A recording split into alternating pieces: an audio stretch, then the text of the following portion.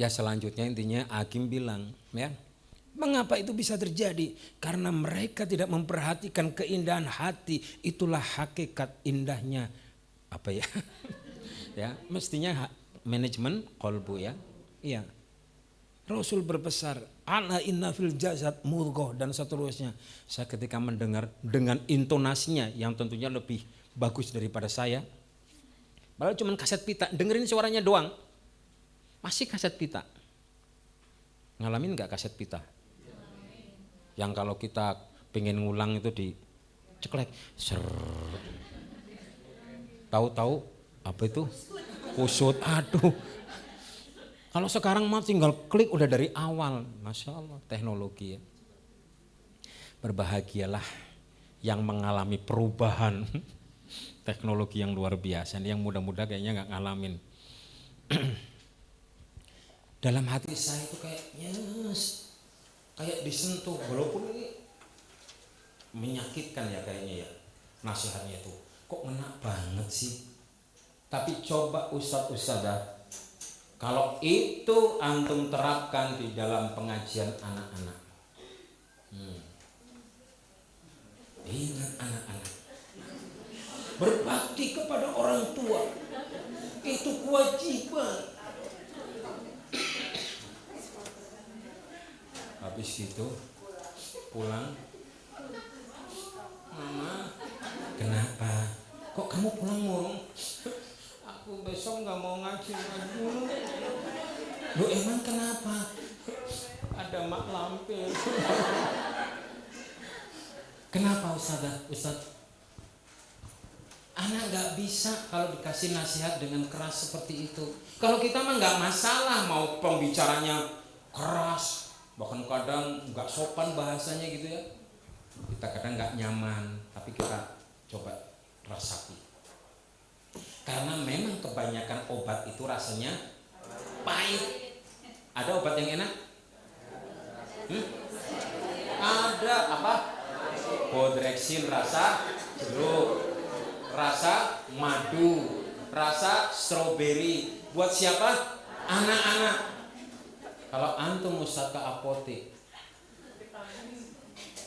ada obat ini batuk rasa jeruk. Ada pak? Anak bapak umur berapa? Enggak, itu buat saya. Apotekernya kaget itu. Bapak masa minum yang rasa jeruk? Karena itu buat anak-anak. Maka nasihat pengajian buat anak-anak itu begitu. Yang rasa stroberi, rasa jeruk. Nggak ada lagi sekarang zamannya. Sini, baca yang benar. Oh nggak ada. Masih ada yang ngajar begitu? Saya ngalamin dulu digituin ya. Tapi nggak berani tuh. Nggak berani. Ibarat kalaupun cerita ke orang tua ya orang tua, kamu sih. Orang tua nyalain kita. Sekarang, oh siapa nama guru ngajinya? Ayo kantor polisi. Kalau dilaporin kalau sekarang ya. Tapi lepas dari itu, kita harus memahami memang anak-anak itu butuh suasana yang membahagiakannya. Oke? Kita harus paham tuh kemampuan kita ibarat dokter itu harus bisa mendiagnosa siapa ini pasien saya. Siapa ini murid saya adalah anak-anak yang mereka itu dinamis, motorik, banyak bergerak. Bahasa Arabnya musrak. Itu anak-anak kan gitu, banyak bergerak. Nggak ada anak-anak bisa duduk tenang kayak gini, nggak ada. Sebentar kemarin, wah gitu ya. Makanya masya Allah, guru TK, mana guru TK? Guru PAUD, kalau menenangkan anak-anak gimana?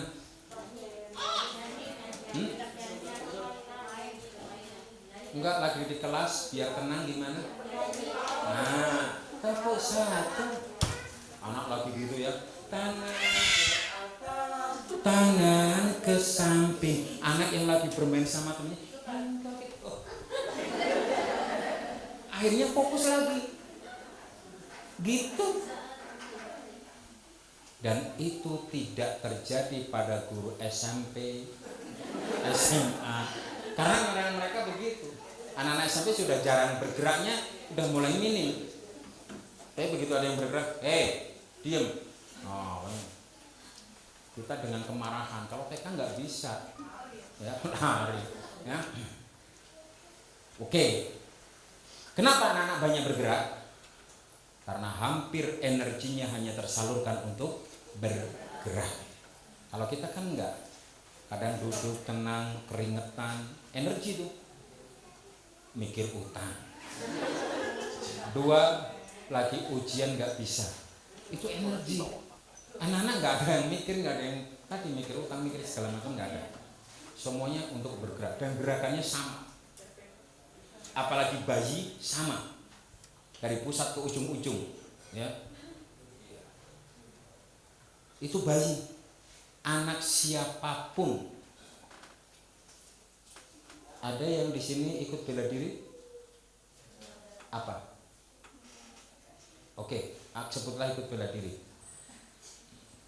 Sudah punya anak Ustaz? Belum. Saya jamin nanti ketika menikah, sudah menikah? Sudah. Ketika nanti punya anak, perhatikan. Anak antum tetap, biarpun antum jago bela diri, nggak mungkin gerakannya, nggak ada. Semua sama, ya. Oke. Berpikir konkret, indrawi, logika lemah. Jadi kalau ngajar anak-anak TK, SD kelas 1 nggak usah terlalu tinggi, ya. Islam itu ya hitam putih, rajin sholat, berbuat baik kepada teman, ya. Iya, jangan masalah Islam kepada anak TK, anak-anak teman-teman. Jadi ingat ya, Islam secara lughawi itu nggak mungkin. Jangan. Bu Guru, itu sih kenapa ayamnya dikejar-kejar? Itu ibu itu kok perutnya gendut kenapa, Bu? Ya kita pakai logika yang konkret aja. Itu mau punya dedek, kamu seneng nggak? Aku pengen. Nggak usah menerangkan secara ilmiah. Ya. Kamu tahu nggak? Itu karena ada fertilisasi, ya. Nggak usah. Sensitif, emosinya labil. Berantem, pulang udah gandengan. Itu anak TK. SD yang guru SMP itu nggak akan terjadi. SMP berantem, pulang malah semakin seru. Ketemu nanti di pertigaan. Waduh, gitu ya. Apalagi para gurunya, begitu ada yang kurang akur 3 bulan aja belum tentu sembuh. Nah, kita belajar kepada anak-anak. Sensitif dan emosinya labil. Sensitif itu mudah sekali tersinggung. Ya, saya waktu itu punya murid sedang bermain-main di bawah masjid saya itu kan lantainya di atas ya, ada tangganya di bawah. Santri saya sedang bermain di tanah di bawah, 3 orang namanya saya masih ingat betul. 1 Rianti, 2 Diah Nur Fajarwati, dan yang ketiga namanya Desi Ratnasari. Memang namanya itu, betul namanya emang itu. Nah, saya lagi ketemu santri dari musola lain karena memang saya akrab dengan TPQ yang lain. Ternyata TPQ yang dari lain tadi namanya dari TPQ Al Muslimun. Saya waktu itu masih lajang, saya masih ingat betul. Anak-anak tadi ngeledekin saya. Masih mau ngerti nggak? Ayo bahasa Jepangnya nggak punya duit. Ya cuman apa sih? Sakurata. Terus apa lagi? Nenek-nenek naik pohon kelapa. Apaan itu? Oh ada itu bahasa Jepang. Apa? Kukira tak ada. Saya akhirnya ya udah, sekarang masih mung nih. Bahasa Arabnya, nih coba bahasa Arab. Bahasa Arabnya Mbak Ina, Mbak Wati naik angkot nggak turun-turun. Nah ini murid saya yang dibawa tadi, Desi, dia tahu nggak? Dia cuma saya langsung sadar, nampaknya dia marah. Padahal kan cuman inna samawati lama tak turun, cuman gitu doang. Ya cuman bahasa Araban gitu ya. Iya. Ya Allah, semut di dalam gua, masa katona gitu. Ini kalau bahasa Jawa, katon itu artinya kelihatan, ya. Masa katona, masa kelihatan gitu kan. Iya. Nggak mungkin terlihat. Itu sekitar asar, maghrib, mereka jamaah di masjid tempat saya, ya di situ. Saya tinggal di bilik masjid. Memang setelah Masjid Fatimah berdiri, saya tinggal di bilik itu, dikasih tempat. Dia jamaah di belakang, saya ngimamin. Selesai ngimamin, masuk ke bilik, dikejar sama yang namanya Desi. Mas Imo, ada apa? Nih, apa? Buka aja sendiri. Dia ngasih surat. Saya masih ingat surat itu, amplopnya yang pakai biru merah dulu sampingnya loh. Sekarang masih ada nggak ya? Jarang. Masih. Saya terima, ternyata yang nulis si dia. Kepada Ustadz Mulyadi Yulianto, lengkap, bukan Mas Imung. Saya balik, ya Allah, baru buka di siapa pengirimnya, ditulis apa? Dari santrimu yang tidak dicintai. Demi Allah itu yang terjadi. Saya buka di dalam bilik itu. Assalamualaikum Mas Imung, kami marahan sama Mas Imung. Kami nggak suka Mas Imung sama santri lain ngajarin bahasa Arab, tapi santrinya sendiri nggak diajarin bahasa Arab. Ya Allah, orang bahasa Arab kan.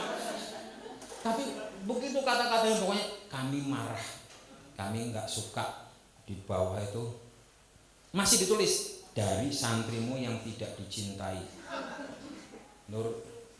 dia Nur Fajarwati. Seakan-akan Desi sama Rianti ikut tanda tangan di sampingnya, jadi seakan-akan turut mendukung begitu. Aduh ya Allah, ternyata itu sensitif bener. Hari berikutnya sorenya ngaji, saya datangin dia tetap datang, karena yang ngajar ngaji nggak cuma saya. Jadi dia kan mungkin nggak mau sama saya, nggak apa-apa, tapi sama yang lain. Pakai meja lesen begini, tak deketin. Dianya begitu ngeliat saya, saya kami gini, ya udah, dia nggak ngeliat nggak apa-apa, tapi Mas Mung tahu dia dengar. Mas Mung minta maaf ya. Mas Imung itu kan punya santri nggak cuma di sini, saya sampaikan panjang. Dah, yang penting Mas Imung udah minta maaf. Dia nggak maafin nggak apa-apa, kalau maafin ya alhamdulillah. Dah, assalamualaikum. Saya pergi. Tapi dalam hati saya pasti nengok.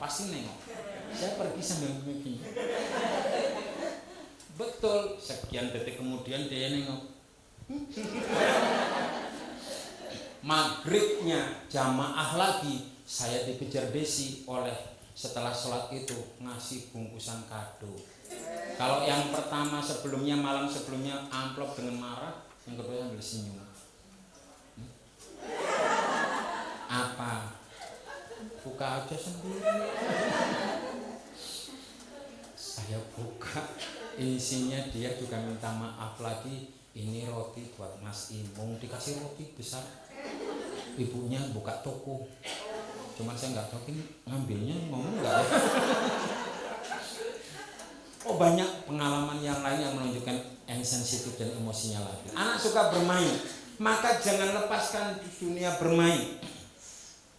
Apa Quran yang bisa kita mainkan dengan Al-Quran? Kalau bacaannya jangan dimain-mainkan. Iya, masih ingat baca Quran dengan lafaz dengan lagu mocopat? Ada yang nggak ingat? Ya, nanti dibuka di YouTube. Bukan Langgam Jawa. Tolong jangan diupload ya. Saya kebetulan yang waktu kecil suka mocopat. Waktu itu di Istana Negara tahun 2014 atau 15 ya, awal mula Pak Presiden menjabat, ada peringatan Isra Mi'raj, tapi MC-nya salah, peringatan Nuzulul Quran ngomongnya begitu. Saya masih ingat tuh, koriknya baca Quran dengan langgam mocopat. Ya semacam ini semacam, tapi waktu itu nggak tahu pakai lagu apa. A'udzu billahi minasy syaithanir rajim. Jadi pakai lagu jauh. Bismillahirrahmanirrahim. Alhamdulillahi rabbil alamin. Enggak usah dilanjutin. Timbul pro dan kontra. Saya termasuk yang tidak setuju. Karena ketika dilakukan dengan cara begitu, nanti apa yang terjadi? Al-Quran dipaksakan mengikuti guru lagu mocopat. Makhrajnya, panjang pendeknya bisa berpengaruh tidak sesuai dengan hukum tajwid yang sebenarnya. Al-Quran ya sudah, lagunya cuma tilawah dan murotal. Murotal macem-macem. Yang paling dasar apa? Ros, Hayati, Nahawan, Hijaz, itu 4 lagu dasar ya. Yang lain silahkan mau ikut Syekh Sudais, Junaid ya dan sebagainya silahkan. Itu pun ada tempatnya masing-masing ya. Kalau sholat ya pakai murotal. Gak boleh mentang-mentang juara MTQ ngimamin sholat pakai lagu tilawah.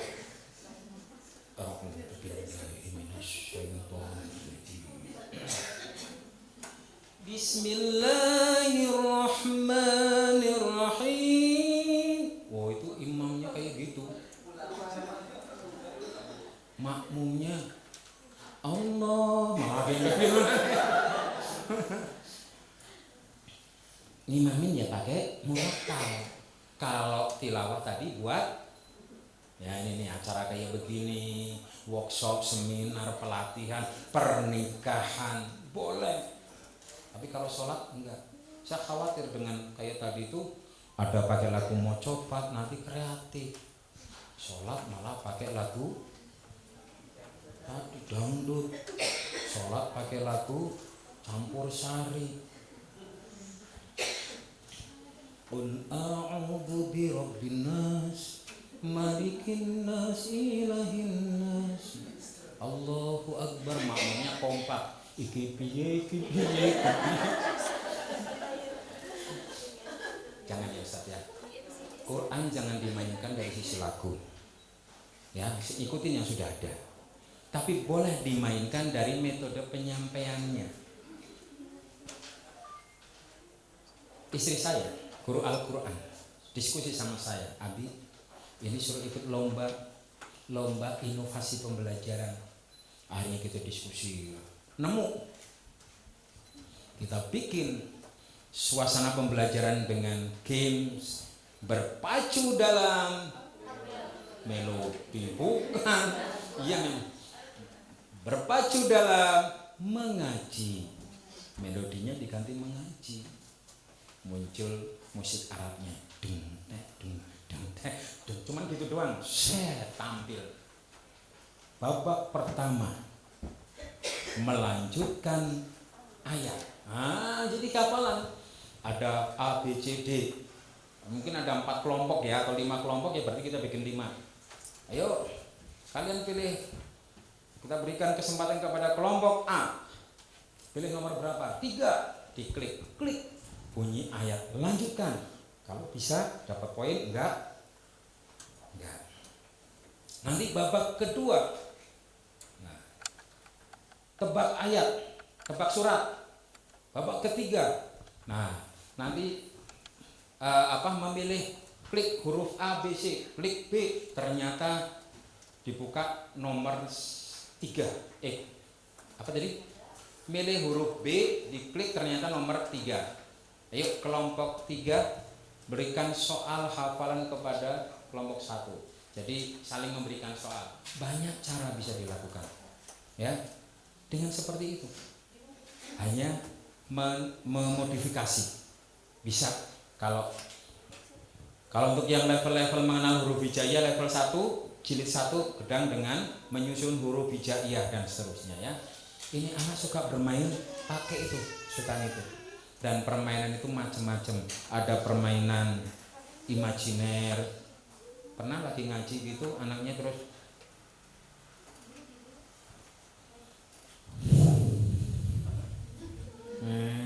ada pernah? Ada. Apa yang dilakukan Ustadz? Dia pakai ballpoint.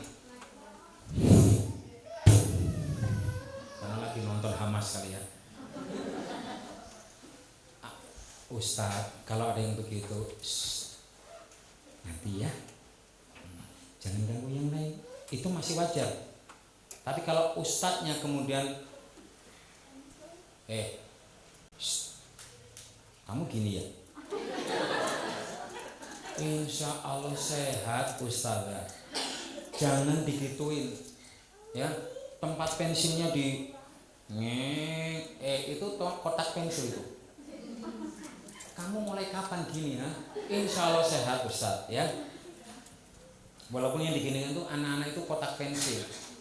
Ustaz jangan sampai mengatakan mulai kapan kamu gini. Enggak. Kecuali anak-anak pulang, Ustaz kemudian beresin tempat, kotak pensilnya ketinggalan.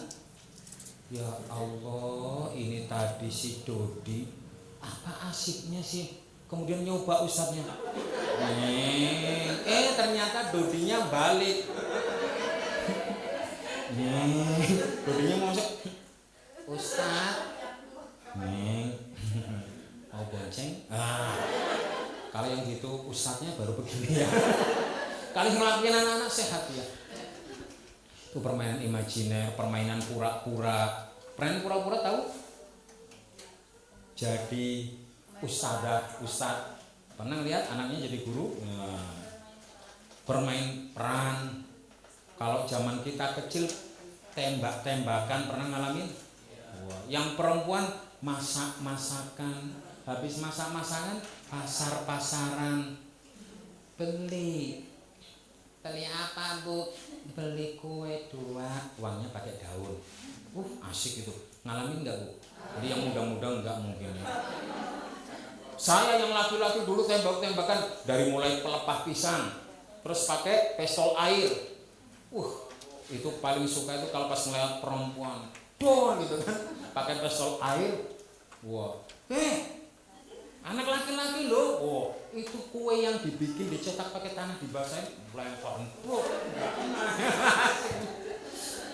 Ada lagi manten-mantenan. Kalau ingat itu jujur, zaman kecil saya selalu jadi korban. Ini rambut dipuntir-puntir pakai itu gagang singkong. Udah jadi kayak ondel-ondel gitu. Didudukin becak milik tetangga. Dan bersanding dengan saya masih hafal. Selalu saya dipasangkan dengan perempuan namanya Uci. Dia non Islam memang. Ya habis itu terus didorong tuh becaknya. Yang di belakang pakai kaleng, pengantin banyak anyar dan seterusnya. Saya masih ingat ya Allah. Dan sampai sekarang saya nggak tahu di mana Uci berada. Ya udahlah, itu permainan ya, banyak sekali.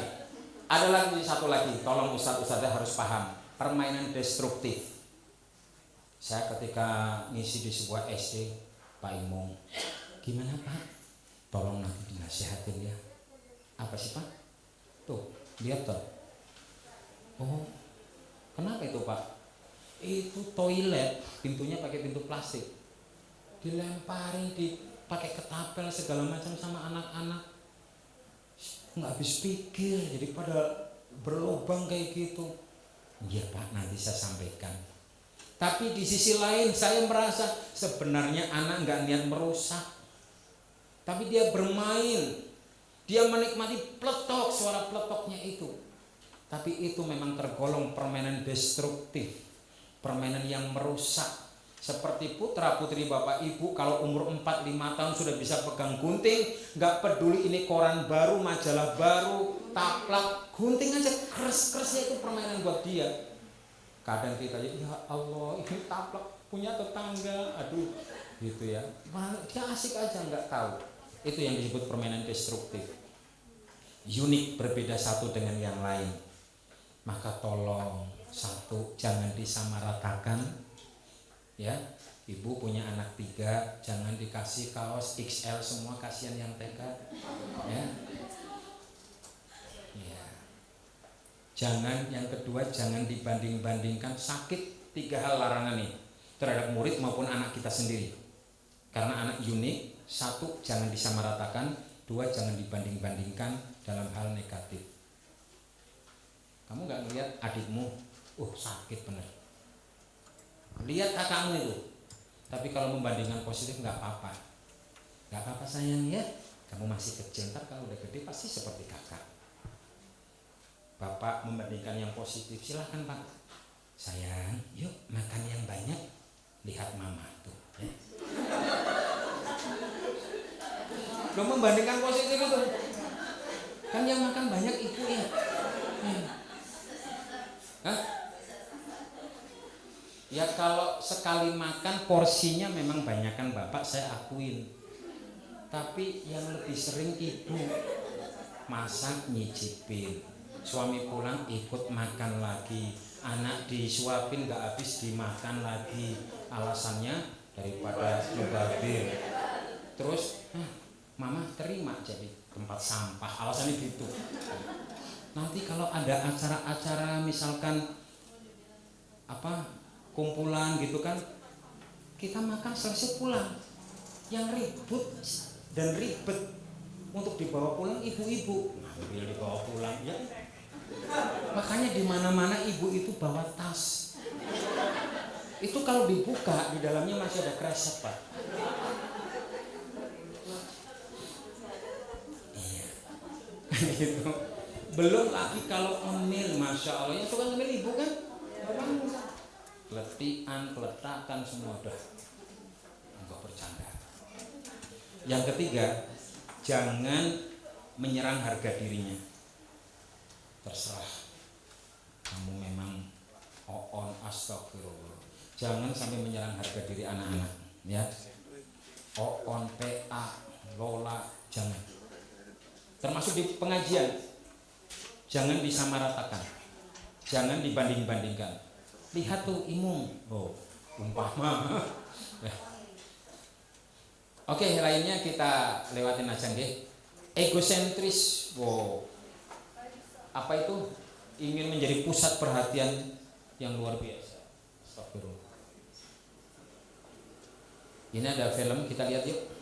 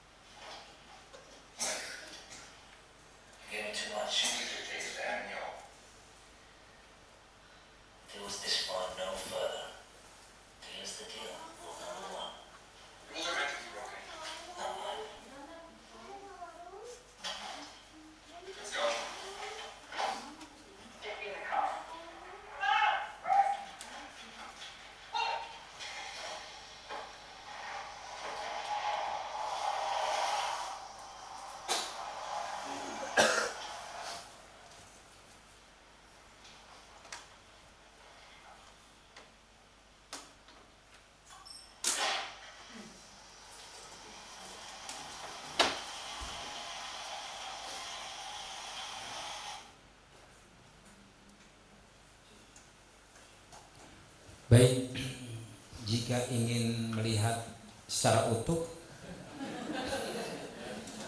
ya cari sendiri. Ada yang tahu judulnya mah? Hah? Supporter, deporter bukan, transporter. Pokoknya yang ingat porter-porternya gitu ya. Intinya ada persaingan perseteruan dua kelompok. Kelompok apa dan kelompok apa? Polisi dan perampok.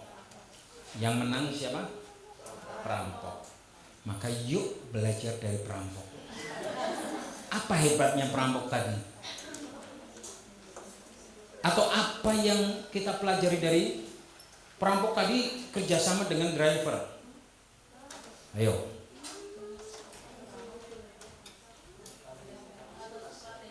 Woi, drivernya itu memiliki kapasitas dan kemampuan yang luar biasa.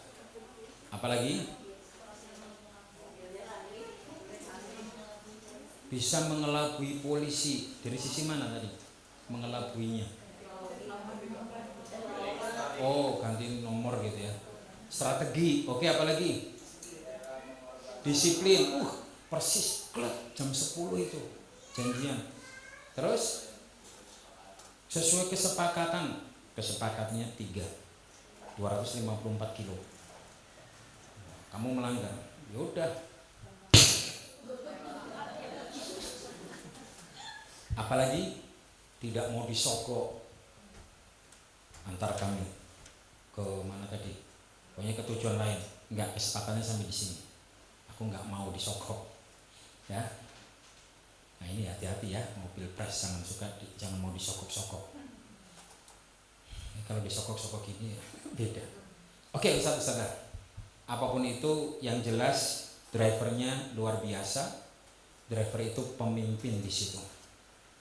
Dan di sekolah, di taman pendidikan Quran, di rumah tahfiz selalu ada pemimpin. Maka ibarat perampok tadi di sekolah, di lembaga tahfiz, di taman pendidikan Al-Quran, ustadz-ustadzah ini adalah perampoknya, drivernya, kepalanya. Atau ada yang jadi kepala di sini? Yuk bangun kerjasama yang baik, bangun si kinerja yang baik, ya. Kalau ada yang melanggar perjanjian, ya sudah, kamu mau mundur saja.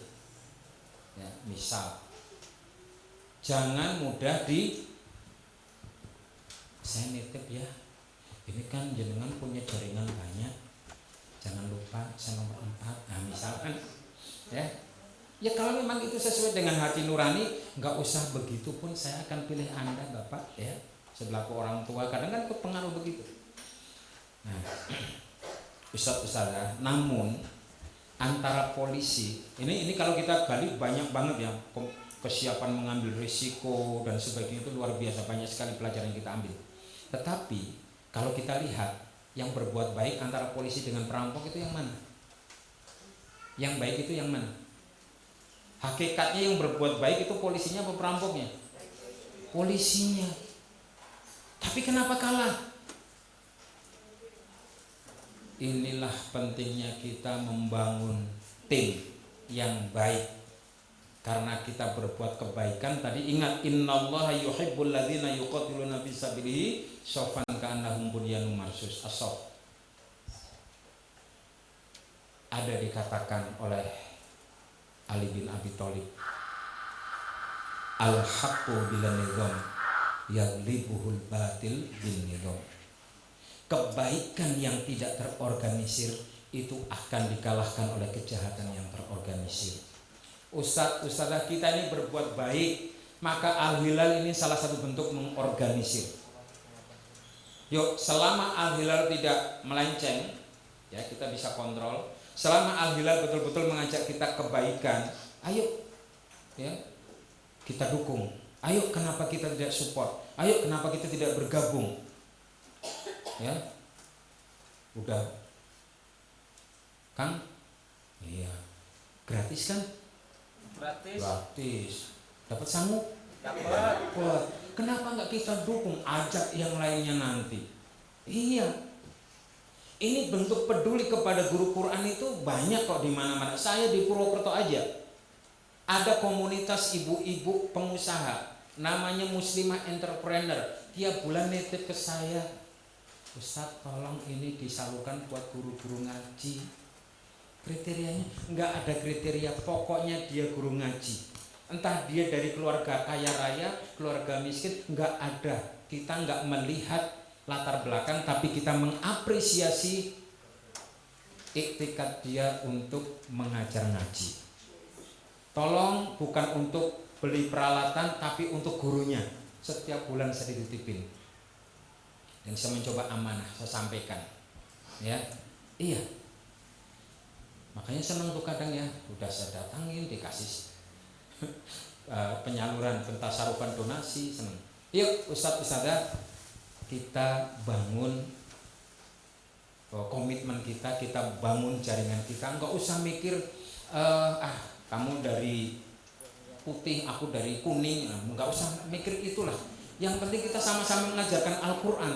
Kalau Al-Quran ya, mau dari lembaga, organisasi, ormas apapun, itu hukumnya sama kan? Tajwid ya begini, ikhlaq ya begini. Nggak ada kalau dari sono hukumnya begini, dari sini enggak, semua sama kalau baca Quran. Oke ya. Ini maaf, ini foto lama banget ya. Iya, masih muda banget ya. Intinya ini mencintai anak-anak lah. Ya sudah, saya cukupkan dulu tentang mencintai anak-anak, nanti panjang lagi. Pendek kata, sudah bisa mencintai anak-anak? Insya Allah. Buktinya apa?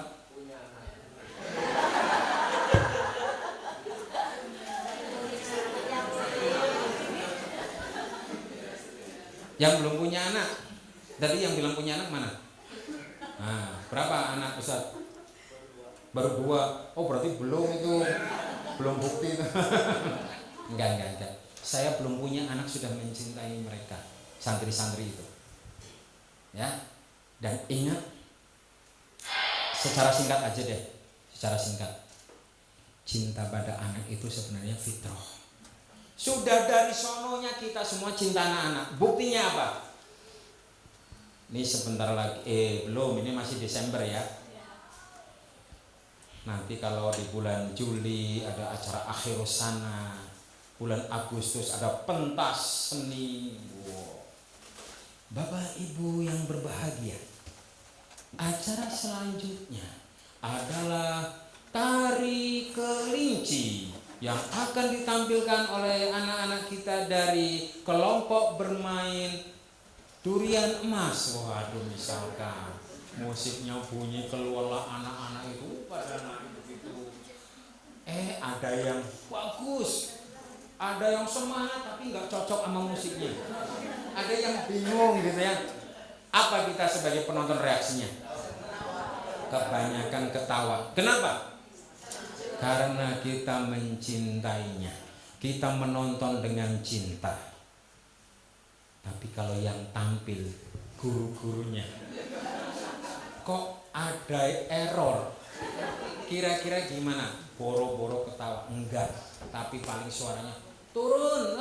Kayak gitu kok tampil. Karena ketika yang tampil dewasa, kita nonton dengan tuntutan, bukan lagi dengan cinta. Anak-anak kita nonton dengan cinta. Enggak apa-apa dalam hati saya. Masya Allah kamu gemesin. Ketika ada yang bagus, itu loh yang pinggir nomor 2. Masya Allah bagus banget.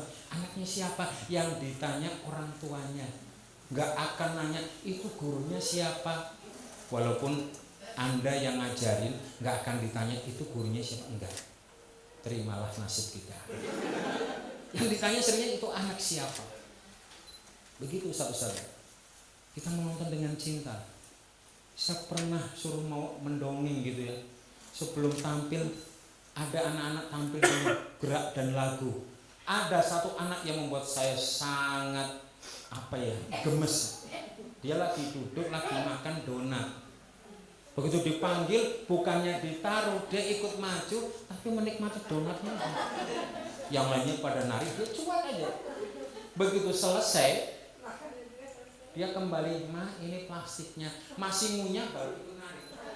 Ya Allah, saya kecewanya satu. Kenapa nggak saya rekam gitu ya? Iya. Begitulah anak-anak.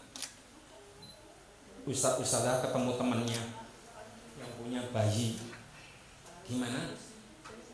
"Anakmu?" "Iya." "Ya Allah, itu lucunya. Assalamualaikum." Masih gitu. Nggak ada dan belum pernah saya lihat laki-laki ataupun perempuan ketemu anak kecil, "Anakmu."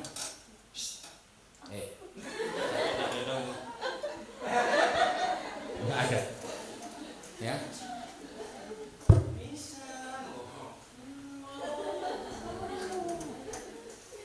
Kayak kakak kita mencintainya. Fitrah. Ketemu keponakan juga masih begitu. Wah, semuanya fitrah. Oke. Kalau orang Jawa mengatakan witing tresno jalaran saka kulino.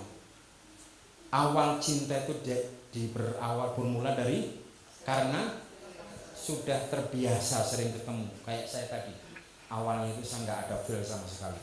Ya lama-lama karena sering gitu. Ya mulailah belajar untuk bersama anak-anak. Komentar-komentar yang baik. Sekarang permainan apa yang sedang viral di anak-anak? Kalau sebelumnya kan lato-lato. Jadi ketika bergabung dengan anak-anak, coba diulangi. Ayo semangat pasti bisa. Jangan komentar negatif. Kayak gitu aja nggak bisa. Dan nanti kita dijauhin sama anak-anak. Ya, pokoknya masuk dalam dunia mereka. Munculkan empati. Apa itu empati? Merasakan, menempatkan perasaan kita dalam perasaan orang lain. "Bunda, ya, duitku hilang, Bun." "Berapa?" "1.000. Yaudah, tadi hilangnya di mana sih? Yuk kita cari. Itu orang empati.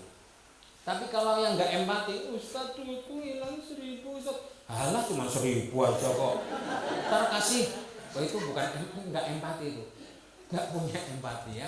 Anak-anak kadang begitu. Biar buat kita kecil, buat dia besar. Ya. Menjadi sosok pemaaf, ya, maafkan mereka. Budayakan 5S, hindari kopis. Apa 5S? Senyum, salam, sapa, sopan, santun. Bukan sangar, sadis, bukan. Ya. Kopis, hindari kasar. Apa kamu? Kenapa kamu? Itu kasar. Plak, kasar. O. Ustazah mohon maaf. O. Hindari O. Ya. Apa itu O? Omel. Itu kan hobinya perempuan ya. Kata Ustaz, hobinya perempuan apa? Ngemil, ngemol, ngomel. Hindari. Ya ayyuhalladzina amanu la yaskhar qaumun min qaumin asa ayyakunu khairan minhum wala nisa'un min nisa'in asa ayyakunna khairan minhun. Al-Baqarah 11-12. Ya, di situ ada virus-virus ukhuwah. Dari mulai ada 6 ya, ada 6. Ya, khairum minhun wala talmizu anfusakum wala tanabazu bil alqab bi'sal ismul fusuqu ba'dal iman, dan seterusnya ya. Kenapa? Padahal disebutkan, hai orang-orang yang beriman, janganlah sebagian kamu mengolok-olok sebagian yang lain. Boleh jadi yang diolok-olok itu lebih baik. Jangan pula wanita-wanita mengolok-olok wanita yang lain, sekelompok wanita. Saya tanya, Ustaz, kan sudah disebut orang-orang yang beriman, kok masih disebut wanita? Katanya tafsirnya memang karena wanita. Baterainya apa ya? Wanita itu punya peluang lebih besar untuk guru laki-laki, muridnya ribut, paling dah kalau nggak mau diajar ya sudah, Pak Guru tinggal ke kantor, paling gitu. Tapi kalau Bu Guru, kamu kira Bu Guru nggak capek ngajar? Ha? Kalau tenang kayak begini dari tadi, Bu Guru juga nggak bakal marah-marah, ngomong terus. Yang muridnya sama, kalau yang laki-laki diem, yang perempuan yang kayak gini. Tetapi katanya perempuan itu bukannya cerewet, hanya memiliki kecerdasan lingual, kecerdasan bicara lebih tinggi dibanding laki-laki. Betul? Sebenarnya sama aja, cuman istilahnya aja yang berbeda. Ya. Jadi Rabbana ma khalaqtaha batil. Allah tidak menciptakan semua itu sia-sia, Bunda. Cerewet itu bukan hal buruk. Cerewet itu sesuatu yang positif kalau kita manfaatkan secara positif. Maka saya salut guru TK, guru PAUD kebanyakan perempuan, karena dibutuhkan tingkat bicara yang tinggi. Kalau bapak-bapak ada anak, kamu kenapa nangis? Lapar. Ada yang nakal? Lah ya udahlah, terserah. Tapi kalau bu guru, kamu kenapa? Lapar? Iya. Ada yang nakal? Iya. Sudah sini, peluk bu guru dulu, ya. Ada apa? Coba bicara sama bu guru, walaupun belum ngomong, bu gurunya tetap bicara, ya. Sama bu guru nggak apa-apa. Yuk, bu guru akan lindungin kamu. Ada yang nakal, ada yang ini, bla bla bla. Terus diajak ngobrol. Kalau punya bayi, coba, ibu itu punya kemampuan bicaranya luar biasa. Bapak gendong bayi, sayang, Ma, bila. Kalau ibu luar biasa, sayang, timang, hai anakku sayang, Allahumma sholli. Burungnya tuh, lihat burungnya, burungnya terbang. Ada aja ibu itu cicaknya. Nah, ada aja yang dia ajak ngobrol tuh, walaupun dia nggak ngerti. Selalu ada yang dibicarakan, ya. Masya Allah, anak soleh, ngompol lagi nggak apa-apa ya. Bunda itu sayang sama kamu, itu yang manfaat yang baik. Jangan cerewetnya negatif, ngompol lagi. Oke Bunda, saya lanjut ke sini aja ya. Waktu saya, mohon maaf Kang, saya nggak sampai jam 12 ya. Karena saya langsung mau pulang, nanti kereta jam 12.45. Berapa menit ke Cimahi? Setengah jam. Dekat ya? Tapi kan makan dulu ya.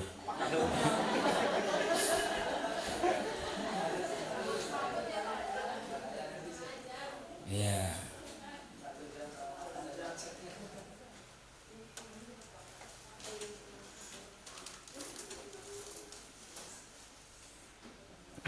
Saya masuk ke sini.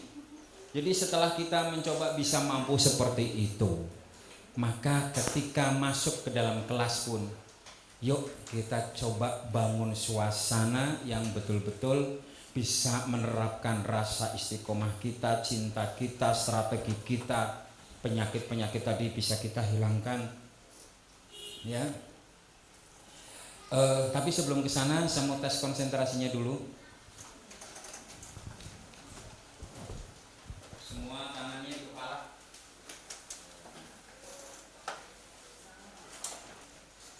Di dada, dinding kanan, punya apa itu?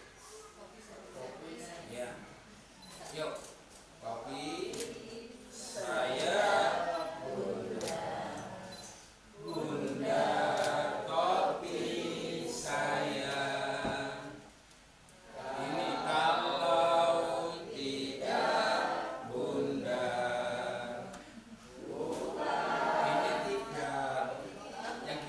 Kalau bukan silang, bukan kopi saya minta kita nyanyi 2 kali. Konsentrasi. Lagu kedua, bukan kopi saya. Lagu kedua pas pegang kopi diam. Saya bunda, saya. Kalau saya dengar ada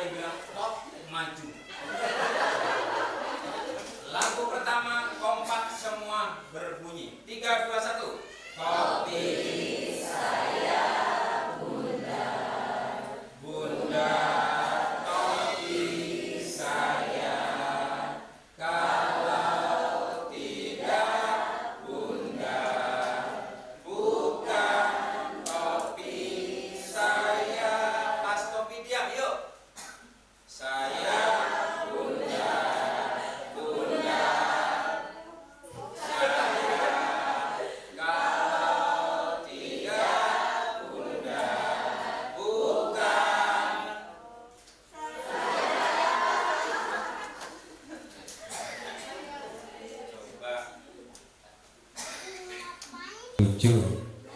Siapa yang tadi salah? 1, 2, ada satu lagi kayaknya deh. Nggak mau ngaku. Nggak mau ngaku, saya dengar lebih dari 2 loh. Ya udah nggak apa-apa. Hanya kayak gini aja nggak mau ngaku ya. Apalagi kalau korupsi di DPR. Ini memang begitu. Tapi saya nggak jadi nyuruh ke depan, nggak usah. Cuman melatih konsentrasi saja. Ya. Tapi sekali lagi, coba konsentrasinya beda. Saya yang bergerak, Ustadz Ustadzah menyanyikan sesuai gerakan saya. Ini apa? Usah nggak usah ikut.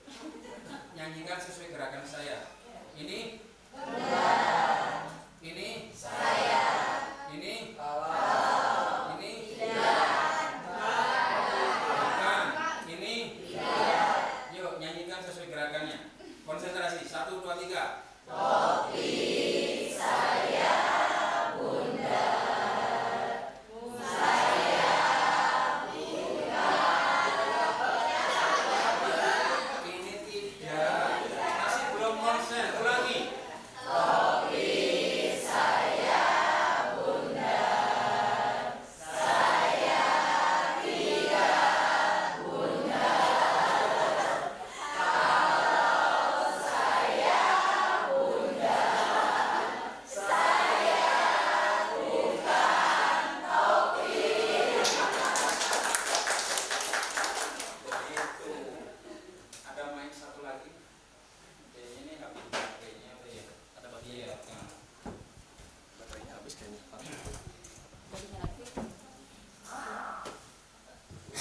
Ketika kita masuk dalam kelas Ustadz, entah itu di TPQ, entah itu di sekolah, ada 2 kegiatan pokok yang kita lakukan saat pembelajaran.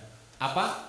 Yang pertama instruction activities, ya. Yang kedua managing activities. Yang pertama adalah kegiatan menyampaikan materi, instruksi materi. Anak-anak atau teman-teman santri kelas berapa kira-kira? Ngajar kelas berapa? Ya umpama kalau anak SMP mah gampang ya. Baik anak-anak, jadi rukun dan syarat sahnya sholat dan rukun sholat ini adalah sesuatu yang wajib kita perhatikan baik-baik. SMP, kalau SD kelas bawah, TK beda lagi. Oke, ya anak-anak. Jadi berbakti kepada orang tua. Oh, kayaknya begitu ya, beda. Ini kita menyampaikan instruksikan ya. Siapa di antara anak-anak yang sayang kepada mama? Iya betul.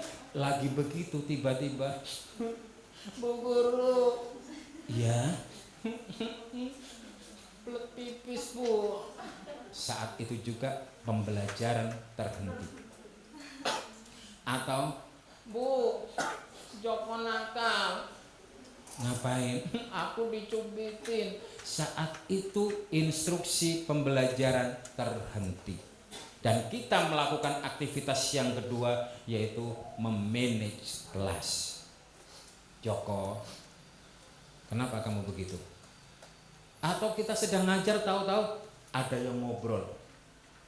Ati, kenapa Bunda? Bu Guru lagi ngajar. Kamu kok malah ngobrol sendiri? Enggak kok. Bu Guru lihat kamu ngobrol. Iya, tapi aku nggak ngobrol sendiri, orang ngobrol sama Tuti.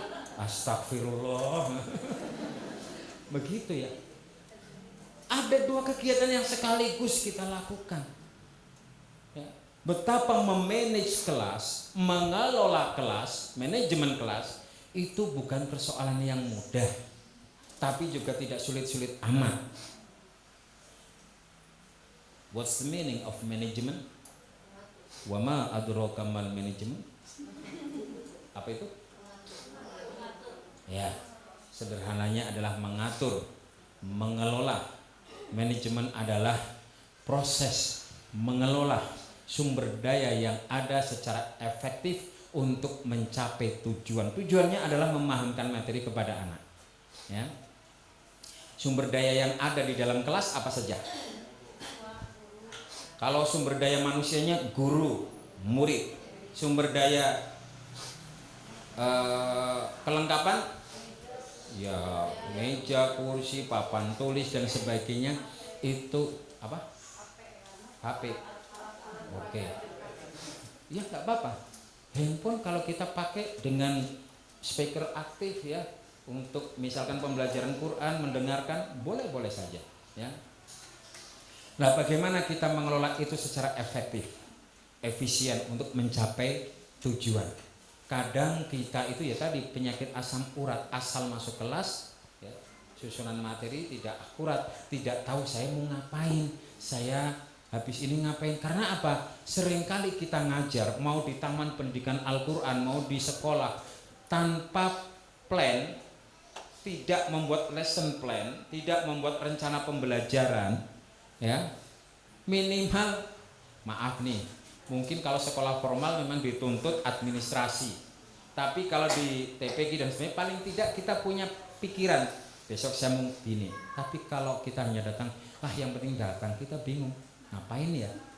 Tapi kalau direncanakan, besok pelajarannya ini aku mau pakai game ini, besoknya lagi aku mau pakai lagu ini, pembelajarannya begini, anak-anak aku bagi kelompok, asik tuh ya.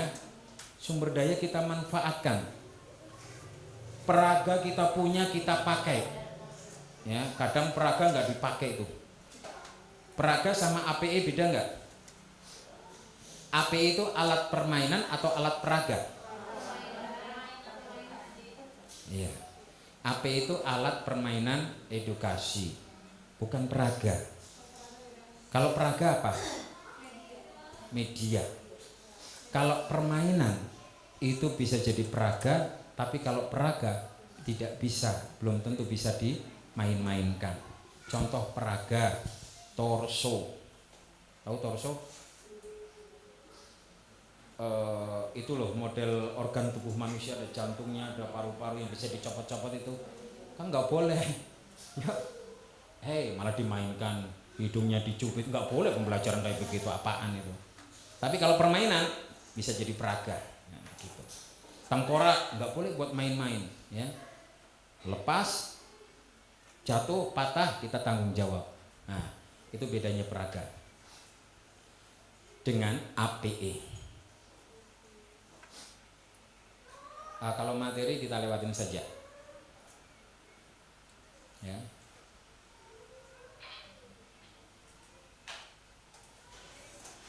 Saya lewatin aja. Oh ini nggak tahu di mana ini ya, bukan di Bandung ya.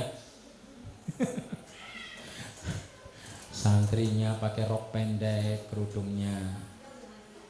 Oh iya, zaman kita dulu ya. Nah ini pengelolaan kegiatan belajar mengajar. Ini tadi sudah saya sampaikan.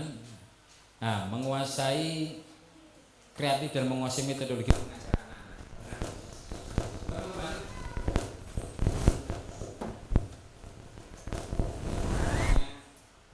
Sama nih baterainya, lip. Oh iya.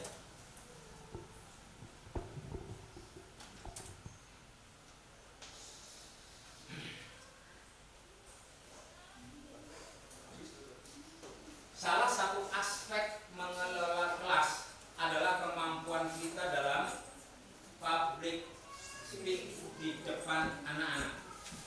Kita harus tahu dulu langgam bicara itu ada agitasi, ada protokoler, ada persuasi, ya. Maksudnya reportase, ombak mengalun, didaktik metodik, teatrikal. Agitasi itu gimana? Gaya bicara yang semangat, meledak-ledak. Kapan dipakai? Orasi, kampanye. Oh, ada juga di sini. Menjadi pemimpin upacara siapa pernah? Nah, itu pakai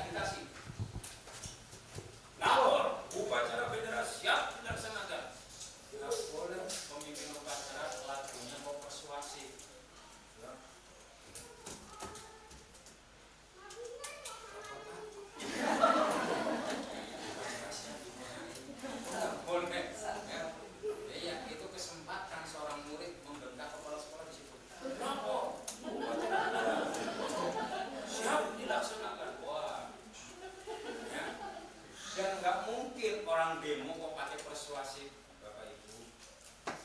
Mungkin sudah nasib. Harga BBM naik lagi. Itu bukan orasi. Protokoler itu the point. Maka yang jadi protokol dalam upacara itu ya to the point. Amanat pembinaan upacara selesai, pasukan disiapkan. Penghormatan kepada pemimpin upacara. Nah, gitu aja, nggak ada yang basa-basi. Terima kasih kepada pembina upacara yang sudah menyampaikan nasihatnya. Acara selanjutnya adalah pemimpin upacara menyiapkan pasukan, nggak ada. To the point. Persuasif kayak tadi ya. Reportase, laporan, dan biasanya cepat. Ya. Saudara pemirsa, pagi hari ini saya bertepatan di jam 7.00 berada di rumah sakit yang dikabarkan semalam terbakar disebabkan oleh api apa? Iya. Arus listrik. Ya terserah. Saya reportasenya kok. Saya reporternya ya. Api diduga berasal dari kamar mayat yang mungkin ini diakibatkan oleh 2 mayat anak-anak yang bermain api. Akibat kebakaran ini, banyak pasien yang lari tunggang langgang dan 2 mayat dikabarkan menghilang, belum ditemukan karena lari ke terbirit-birit misalnya. Ini sebuah umpama. Jadi yang namanya reportase itu kayak gitu, agak cepat, datar, ombak mengalun. Ombak mengalun tahu? Jadi, apa yang misalkan ya? Jadi, kalau penyakit hati itu sudah merasuk ke dalam jiwa seseorang, kadang tidak pernah terima dengan keadaan tetangganya. Tetangga beli sepeda bagus, dia pun terpancing untuk beli sepeda bagus. Tetangga beli motor, dia pun pengen beli motor. Tetangga beli mobil, dia pun jadi nada yang diulang-ulang itu. Siapa yang sering begitu? Almarhum Zainuddin MZ, Uci dan sebagainya. Didaktik metodik yang ngomong datar kayak menerangkan guru. Teatrikal itu kadang di tengah-tengah ceramah ada dia bercerita. Nah, terkait dengan hal ini Bapak Ibu, pernah suatu ketika saya ketemu dengan seorang bapak-bapak, dia bilang, "Permisi Pak." "Oh, dengan Pak siapa ya?" "Saya Ujang Pak, dari Bandung." "Oh, ada apa ya Pak Ujang?" Ternyata Pak Ujang ini bertanya, mengharap sesuatu ke saya. Nah, itu selingan-selingan kayak gitu tuh kayak teater. Ya. Sebentar, ini kok sebentar nih ya.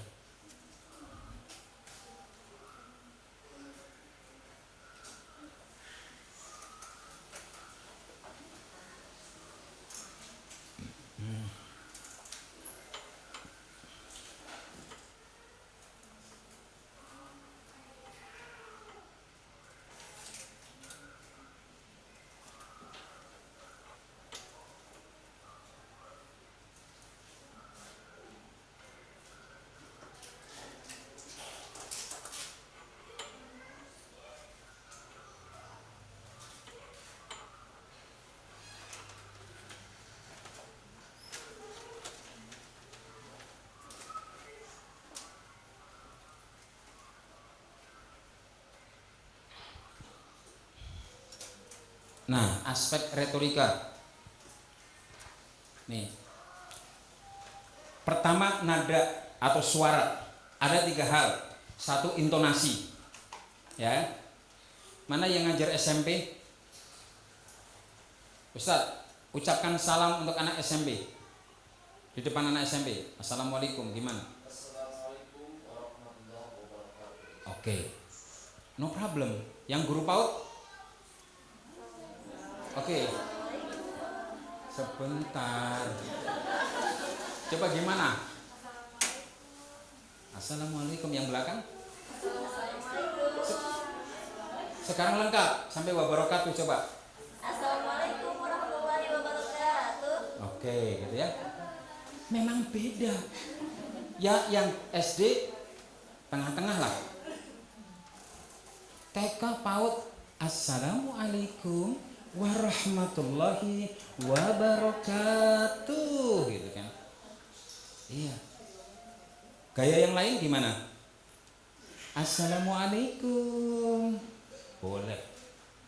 Jangan sampai di depan anak TK nada kita aja intonasinya salam seperti orang dewasa. Assalamualaikum warahmatullahi wabarakatuh. Habis gitu, innal hamdalillah nahmaduhu wa nasta'inuhu wa nastaghfiruh. Wala amma qala Allah Ta'ala fil Qur'anil Karim. Lah anaknya pulang yuk. Ya, nggak perlu. Tapi satu pertanyaan, ketika guru saya menyampaikan melatih guru-guru TK salam seperti itu, ada seseorang marah. Maaf Pak, itu doa ya, salam itu doa, jangan lo main-mainkan. Halal darahmu. Ini beneran terjadi. Peserta pelatihan itu pada takut. Ya tapi namanya ibu-ibu guru TK digituin.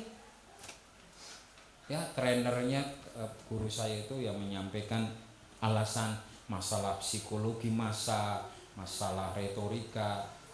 Tapi saya punya jawaban lain kalau saya menghadapi begitu. Pertanyaan saya, apakah salam seperti itu salam itu doa, bener apa enggak? Mengucapkan salam dengan cara seperti itu, Assalamualaikum, apakah mempermainkan doa? Alasannya apa? Menyesuaikan. Oke. Banyak kan punya jawaban begitu, tapi ini tetap bisa dibantah. Emang kalau di depan anak-anak nggak boleh salamnya itu yang baik, yang serius? Boleh juga. Bukan semata-mata itu. Saya punya jawaban lain yang sampai sekarang belum terbantahkan. Bahkan tajwid nggak dipakai nggak masalah. Assalamualaikum, kum kan harusnya pendek. Coba lihat Upin Ipin, Assalamualaikum gitu kan. Iya. Oke. Saya punya jawaban begini. Doa berdasar tujuan ucapannya ada dua macam. Satu diucapkan langsung kepada Allah. Maka tolong jangan main-main. Iya. Rabbana atina fid dunya hasanah. Ya. Allahumma inna nas'aluka salamatan fid din. Ya. Allahumma fir lana dzunubana dan seterusnya. Apalagi? Rabbana hab lana min azwajina wa dzurriyyatina qurrata a'yun. Silakan khusyuk. Jangan main-main. Ya Rabb, Engkau tahu kan Allah? Enggak boleh. Kalau ditujukan langsung kepada Allah, khusyuk. Tapi kalau ditujukan kepada sesama manusia, gimana? Friendly, bersahabat sesuai yang kita hadapi. Ayo, pernah nggak diantar sahabat, diantar keluarga ke stasiun, ke terminal? Hati-hati ya, semoga selamat sampai tujuan. Betul? Doa bukan? Doa. Nggak mungkin. Selamat jalan, semoga selamat sampai tujuan. Enggak ada. Ketemu teman di jalan, assalamualaikum, gitu kan? Nggak mungkin, assalamualaikum. Oh, udah bagus. Dan salam tujuannya adalah kepada sesama manusia, ucapannya kepada sesama manusia.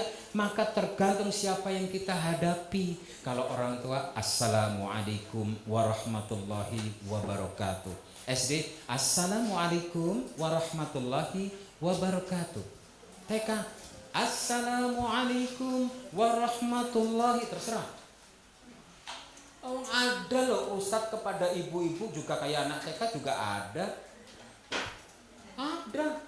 Pakai selendangnya, assalamualaikum warahmatullahi wabarakatuh. Jamaah, alhamdulillah ada.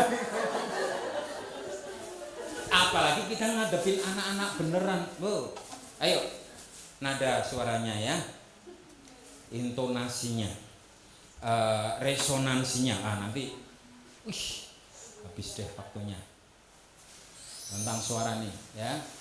Resonansinya panjang. Assalamualaikum. Anak-anak jawabnya lebih panjang kan? Waalaikum. Itu resonansi ya. Nah, artikulasi jelas, a i u e o nya. Oke. Gerak anggota tubuh. Ya, gesture. Tapi kalau secara istilah sebenarnya ini bukan itu ya. Gestur sama bahasa tubuh itu mungkin yang kita ini kan ya setidaknya inilah ya. Pokoknya gerak anggota tubuh gitu aja deh. Ada 3 fungsi. 1 visualisasi.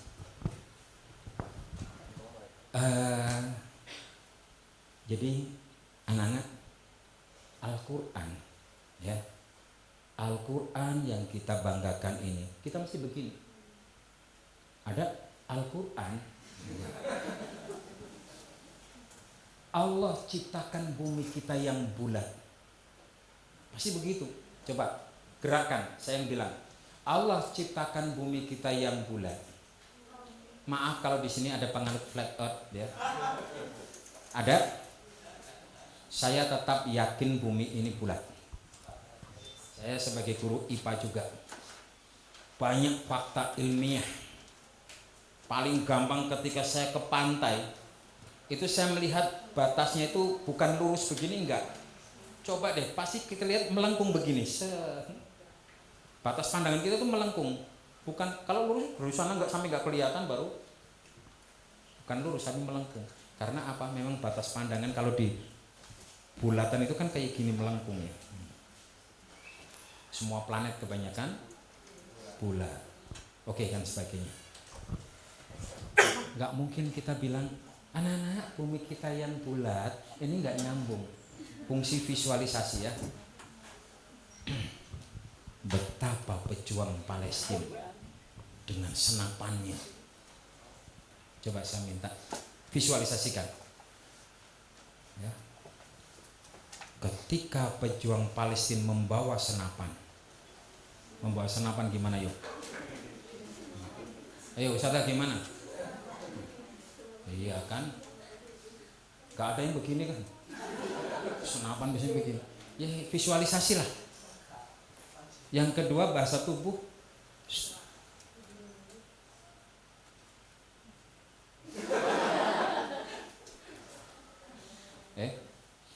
Jarang dipakai. Yang ketiga seni aja. Yang namanya seni ya bebas. Yuk, materi Quran. Baik anak-anak.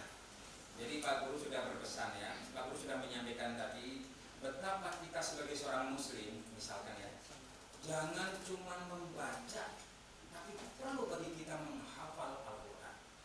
Oke, 1 kalimat saja. Jangan cuma membaca, tapi perlu menghafal Al-Quran. Jangan cuma membaca, tapi perlu kita hafalkan Al-Quran. Jangan cuma membaca, perlu kita hafalkan Al-Quran. Jangan cuma membaca, kita hafalkan Al-Quran. Mana yang benar? Semua benar. Gunakan ini sebagai kekuatan retorika kita. Ya. Bukan kita diam. Jangan cuma membaca ya anak.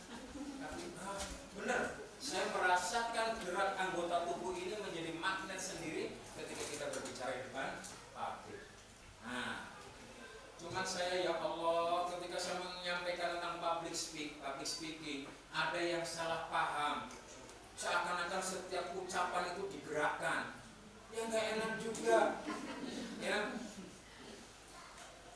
Jadi Bapak Ibu sekalian, yang namanya sholat itu adalah menjadi kewajiban untuk kita semua. Nggak enak juga kalau kita sungguh gitu kan.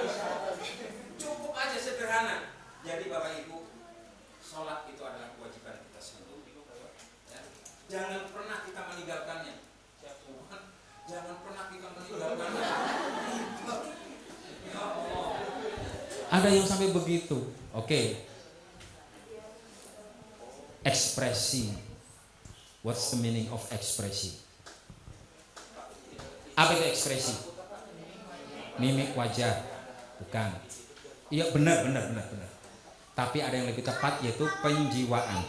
Namanya penjiwaan itu kita merasakan betul. Maka Kak Wuntat, saya dan sebagainya teman-teman itu kalau bercerita nggak perlu kita maksain, kita rasakan aja deh. Nanti ini udah keluar dengan sendirinya. Maka saya sering tuh ditegur sama istri pulang kerja waktu itu. Ada apa, Bi? Enggak ada apa-apa.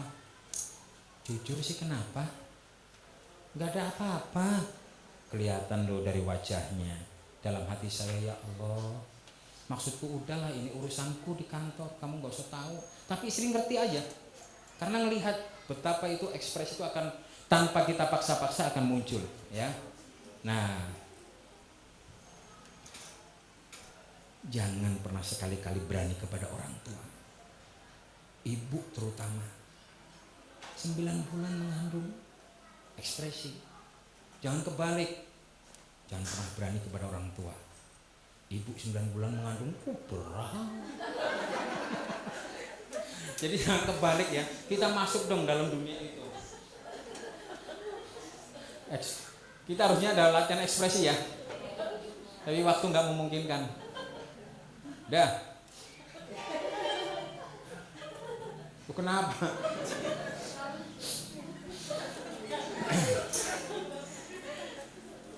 Ya udah, saya pengen ini aja deh. Ustadz tunjukkan ekspresinya. Tunjukkan ekspresinya sesuai dengan narasi yang saya sampaikan. Siap?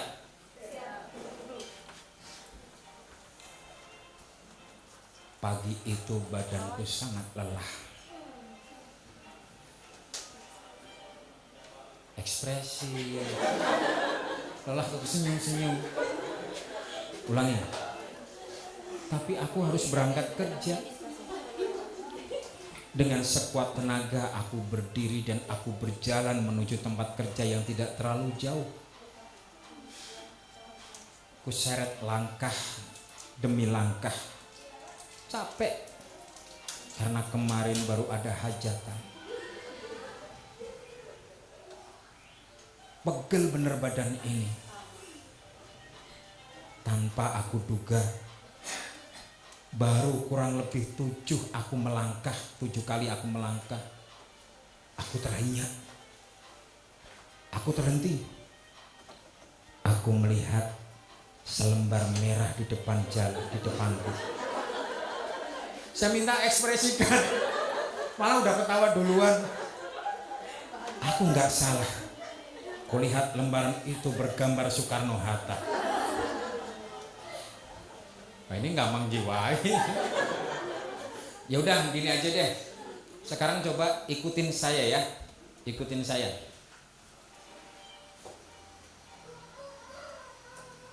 Ya udah, ini aja deh. Mana sih?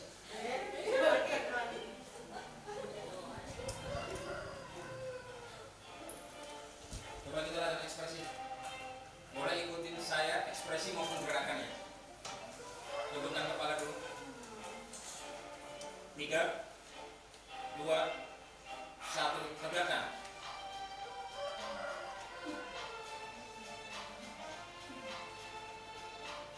Mulai ikutin.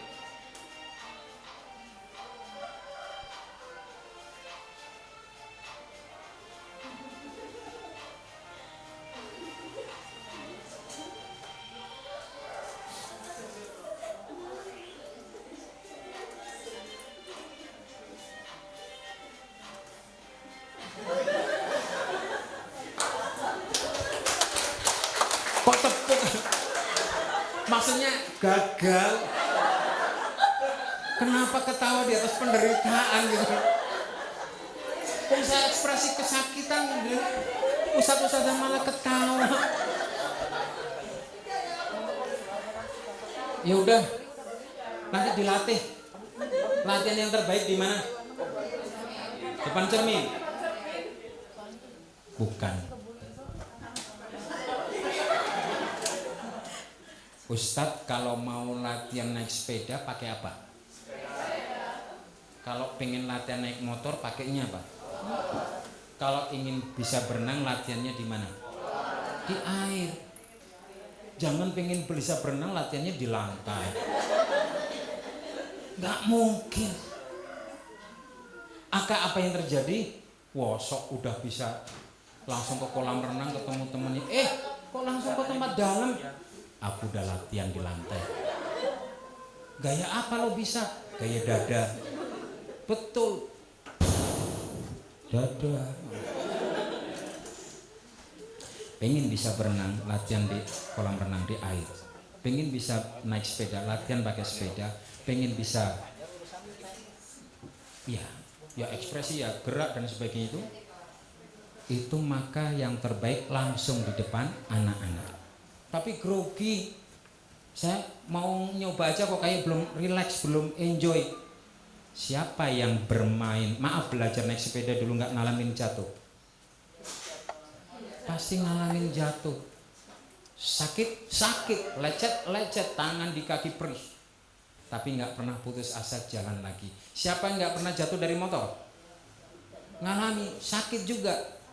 Maka ibarat belajar berenang itu juga pasti tersedak air, betul? Iya.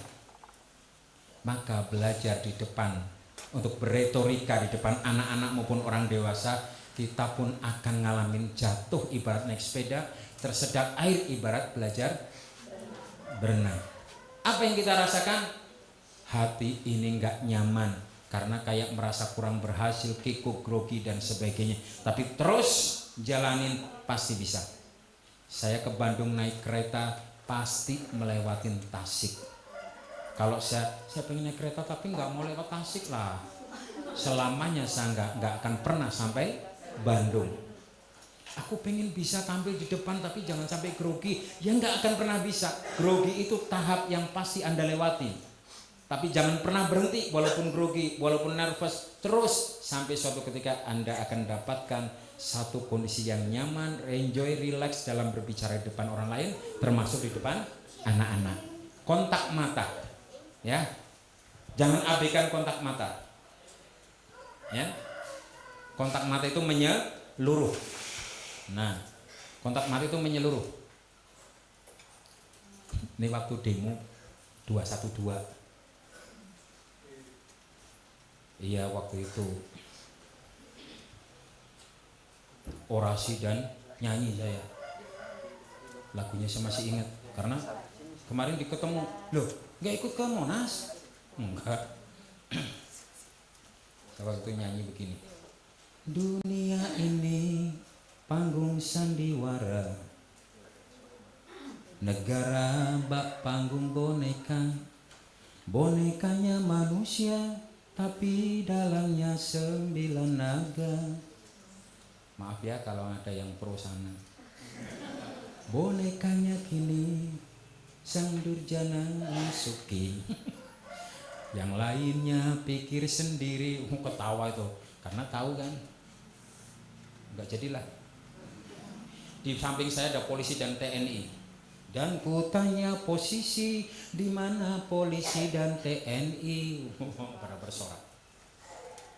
Semoga mereka aparat sejati, semoga mereka bersama kita, mereka sehati. Nah, orasinya ya lumayan lah, panjang. Kalau gitu saya bisa galak, ya. Maksimal 3 detik per orang. Tek, tek, tek. Kalau lebih dari 3 detik, namanya apa? Tatapan. Iya. Natap itu biasanya karena apa? Marah. Apa? Lo lagi bikin masalah. Kemarin nggak mungkin kan? Marah nggak natap. Kamu lagi. Bisa nggak sih kamu itu? Ngerti Pak Guru? Nanti yang terjadi apa? Menatap. Udah. Dan nah, moving. Jangan hanya berdiri di satu tempat, ya.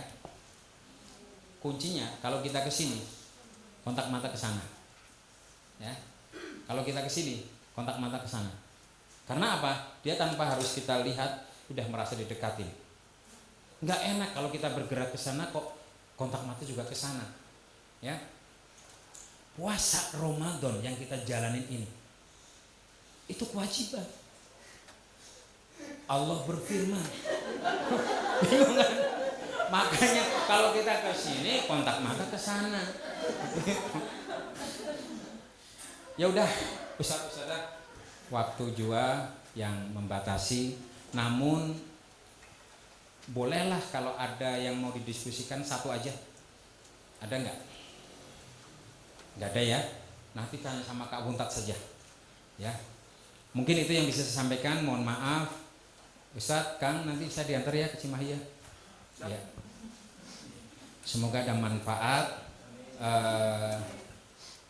Aspek pengelolaan kelas masih sangat luas. Bagaimana kita mengatur tempat duduk, bagaimana kita mengelola anak yang troublemaker, bagaimana tadi baru berangkat dari apa? Kita sebagai subjek, bagaimana kita beretorika, bagaimana kita mengajar, belum lagi dari variasi dari metode yang kita harus olah juga, ya, memanfaatkan hal-hal yang menyenangkan buat anak dari bermain, menyanyi dan sebagainya, ya, variasi dalam perangkat pembelajaran juga yang itu sangat mungkin kita lakukan walaupun dengan sesederhana apa yang ada sumber daya di lingkungan. Karena seringnya kita papan tulis tidak dimanfaatkan maksimal, kertas tidak kita maksimalkan. Ya, kita punya laptop, punya komputer, punya printer bisa kita manfaatkan dengan maksimal.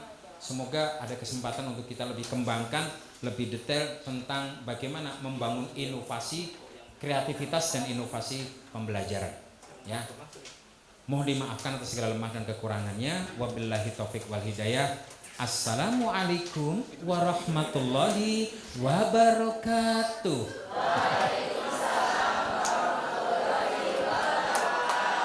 Saya kembalikan kepada Teh Eci. Masya Allah, luar biasa. Terima kasih banyak Kak Imung atas materinya tentang manajemen kelas efektif ya. Mungkin tadi sudah dipaparkan beberapa trik ya, tipsnya agar tetap efektif, kondusif, terus gimana caranya retorika. Dan semoga ilmu yang sudah tadi disampaikan bisa Allah mudahkan ya kita untuk mengamalkannya. Luar biasa. Baik, sebelum Kak Imung pergi ke mana? Pulang ya, akan ada penyerahan sertifikat sebagai apresiasi yang akan diserahkan oleh Bapak Andri Kurnia selaku manajer program dan penyaluran Al Hilal. Ya, aduh mohon maaf Kak, ini ketahuannya pas sudah dicetak.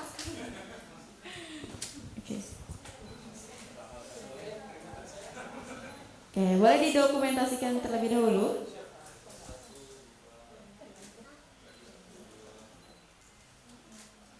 Oke, Masya Allah, alhamdulillah, luar biasa. Sekarang foto bersama peserta, kan? Boleh? Gimana nih ngadepnya? Oh, jadi Kak Imung di sini. Sama Pak Andri boleh berapa? Cukup di tengah? Oh, yang belakang boleh berdiri. Izin untuk berdiri terlebih dahulu. Yang depan tetap duduk ya. Nah, Aspa gimana? Bisa? Naik kursi enggak?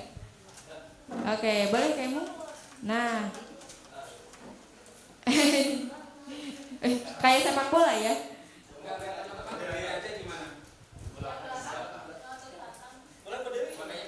Oh, boleh berdiri semuanya katanya, boleh.